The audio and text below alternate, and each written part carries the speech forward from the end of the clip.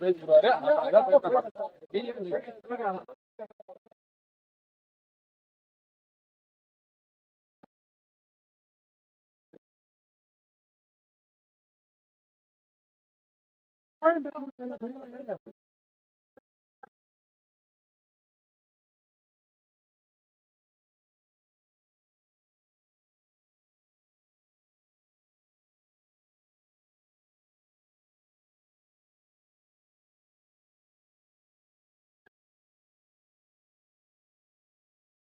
பிரச்சனை போடுங்க.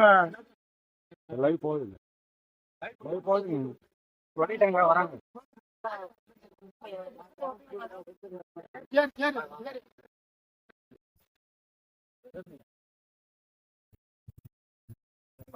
ஒரு ரொம்ப வருஷம், அதாவது 2005 நாங்க இருக்கிறோம். இது வந்து 70 ரோடு பாண்டிராஜன் தெரு சொல்லக்கூடிய இடத்துல இருக்கு.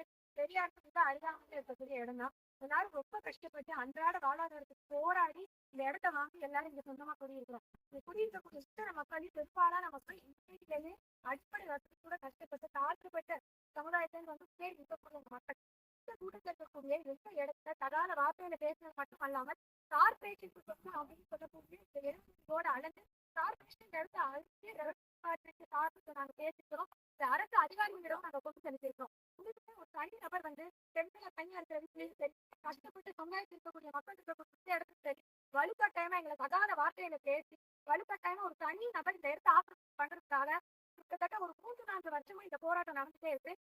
10 வருஷமா மிகப்பெரிய போராட்டமா கொண்டு போயிட்டு அரசாங்கம் சாதிச்சு கொண்டு இது பெரிய நடவடிக்கை எடுக்கப்படல. ஆனா இன்னைக்கு காவல்துறை எங்களுக்கு உண்மையிலே ஒத்துழைப்பு கொடுத்தாங்க. இது இருக்க தாழ்த்தப்பட்ட சமுதாயத்தை மக்கள் ஒருவருடைய குரலுக்கு இடத்துல ஒத்துக்கணும். இத்தனை மக்களுடைய போராட்டம் வந்து இந்த நாடு எங்கும் ஒழிக்கணும். இதை நம்ம கண்டிப்பா நம்ம சிஎம் சார்க்கு போகணும். இத்தனை பெண்கள் இத்தனை ஆண்களை குறைக்கிறது கூட ஒரு தனி நபர் ஆக்கிரமிப்புக்காக பண்ணக்கூடிய வலுக்கட்டாயமான இந்த விஷயத்துக்கு கண்டிப்பா தனி நபர் செய்யக்கூடிய ஒரு தப்பான விஷயம். இந்த அரசாங்கம் எங்களுக்கு பதில் சொல்லியே ஆகும்.